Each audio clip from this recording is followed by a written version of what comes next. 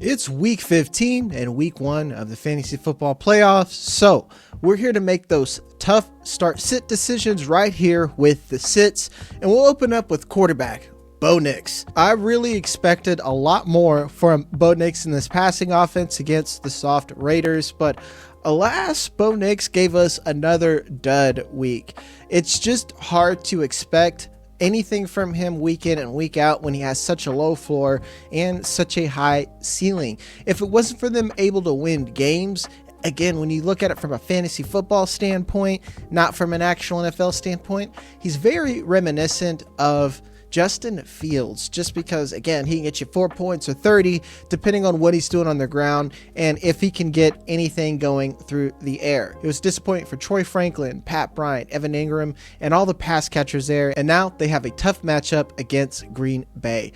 Micah Parsons has started to turn on this second half of the season, has really found his gel within that defense. They've been effective all season long, but having that big play element from Parsons has been huge.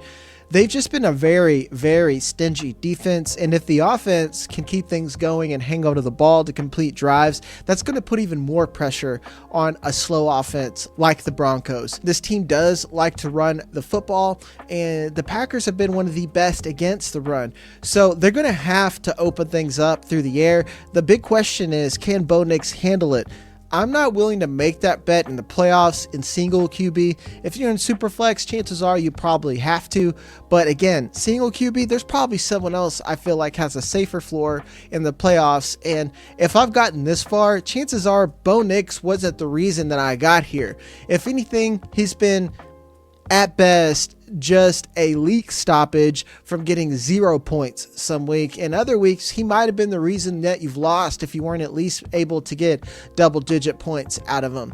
So if this is the 1 week where I really want to sit Bo Nix, even in Superflex, if I do have a solid QB3, it's the Packers who are looking to fight for that wild card spot. It's super competitive in the NFC North right now. Even the Bears are looking to win that division. So who knows what to expect from the Packers week in and week out? Are we going to see the generational looking talent in Jordan Love, or are we going to see a worse version of Jared Goff that we've gotten over the last couple of weeks? I'm not sure, but I do know Bo Nix has a low floor. Green Bay Packers defense has been solid, and I want no part of Denver's offense on my fantasy rosters heading into week 15. Next, we have running backs, and the theme for these two are that they're now in the committee. They've been effective in that committee, but I still want no part of it because they have a tough matchup. The first one, DeAndre Swift. Swift has slowly taken a backseat to Kyle Monangai, especially on the money downs in the red zone. And then they face the Cleveland Browns, who have been a tough defense. The only reason why I think they're not ranked higher is that they don't have an offense who could stay on the field up until the last 2 weeks. So it's really hurt those numbers, but I really don't want to start anyone against the Browns. And especially when DeAndre Swift is in a committee, I don't want anyone splitting a significant amount of touches going against a tough defense. And if I do, I want the player that has at least the better touches. And right now that's Kyle Monangai. He's getting some pass catching, but again, they're using him a lot in that red zone, and that seems to be super effective. He's in the David Montgomery role in that Ben Johnson offense, and he's looked great in it. We already know the ceiling of DeAndre Swift. He has been a more effective runner, especially running north and south and a lot less east and west, which has given him a lot more efficiency. And this isn't to knock anything on his game. It's just, again, when you have a tough defense and Caleb Williams in that passing game hasn't been ungodly, otherworldly like we thought it could be, but effective going against a tough pass rush, and you have a tough defensive line going against a weak offensive line, that's just not a good bet most of the time. So if you're making a decision on DeAndre Swift, allow me to help you make that decision and let you know that you should just be leaving him on the bench. Now, before we get to our next running back, if you want more content like this to help you all the way through the playoffs, and if you're in Dynasty through the offseason, or if you're into MLB and basketball or golf, we got it all for you. Hit the like and subscribe button so we can help get into your feed. And more importantly, if you want access to everything behind the paywall on our website, use the code on the screen, YouTube15, and that gives you 15% off all of RotoWire subscriptions, tools, and articles behind the paywall. And we'll hop right back into it. And as promised, I'm going to give you another running back, David Montgomery from the Lions. The Lions face off against what I think is the best team in football, the LA Rams. In the next part that's super important, Detroit is traveling and they're going to LA. Keep in mind, SoFi Stadium is a nice stadium and they're not going to be playing out in terrible weather, but the Lions don't like to travel, and the Rams have been, quite frankly, just the best team on both sides of the ball, especially on defense. And remember what I said about the Bears? Well, in this case scenario, when you have the David Montgomery or Jahmyr Gibbs role, I want Jahmyr Gibbs. He is not DeAndre Swift, and all the best reasons. If he's getting a touch, I expect a touchdown almost every time he gets the ball. I know that's not necessarily true, but he is one of the best players at his position, if not one of the best offensive players in the league. Then you have David Montgomery, who's been great for us, but it hasn't been too hot. And at best, I expect them A, to either be playing from behind, or B, playing in a shootout. That means Jahmyr Gibbs is going to be in more often than not, and that's going to leave David Montgomery on that sideline. We've kind of already seen him take a backseat and be firmly the RB2 in this offense, and not just an RB2 for fantasy football. So, to be honest, if I have someone else, I would rather put that bet against another defense that isn't as difficult as the Rams, with someone else that isn't the RB2 within their own offense, especially in the playoffs. And then with that caveat that they are traveling, when you look at Jared Goff's splits when he's traveling, especially if he's going to be playing outside, which SoFi's a dome, we don't have that issue. It's still not great either way. So especially when we're at this point within the fantasy season, we want to minimize those losses as much as possible. David Montgomery is a bet that I'm not willing to make this week. Now we move to wide receiver. We head over to the Bills, who play the New England Patriots.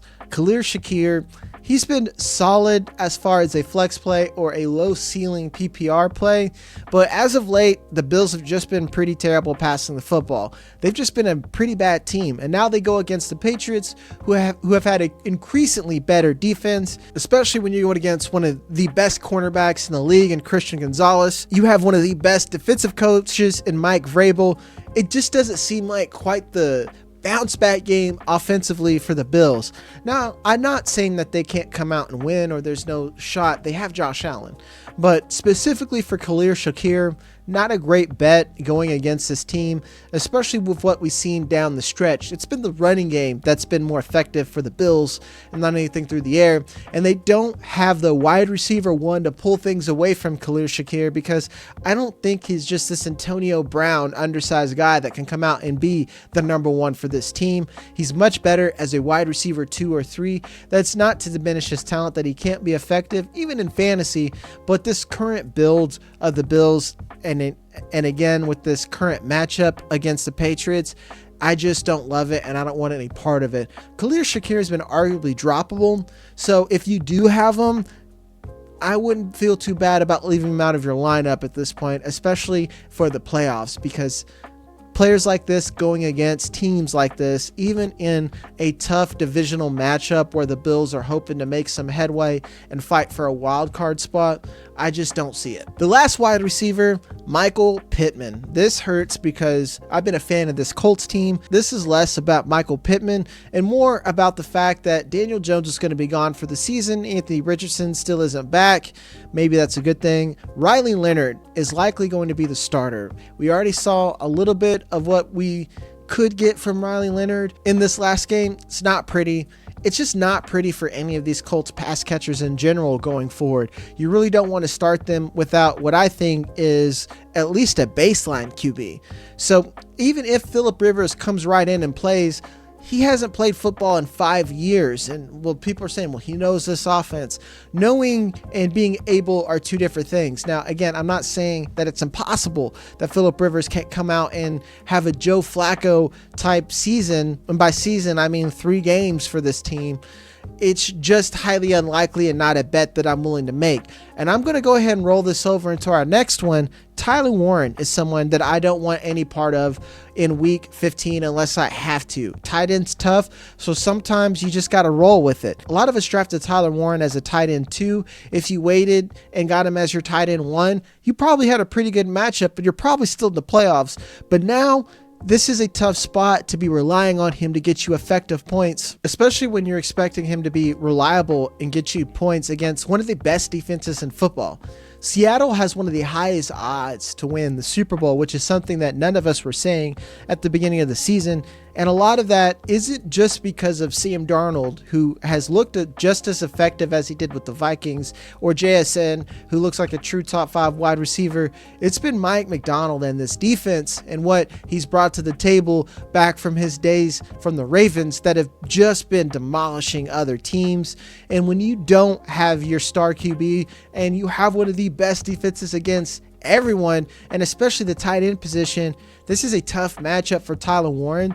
And I have a specific scenario where in my last video I said to start Harold Fannin. I'm starting Harold Fannin over Tyler Warren just because I like the matchup and the quarterback situation a lot better. It's tough for a lot of us who have rode the backs of the Colts all the way to this playoff spot to now be week 1, round 1 of the playoffs, and we're making tough decisions with some of our key players. But those were 6 players I'm looking to sit this week. As always, hit the like and subscribe button so we can continue to give you great content. And if you want full access to our website, make sure to use the code YouTube15 at checkout. Love you guys. My name's Jagger May. I'll see you next time.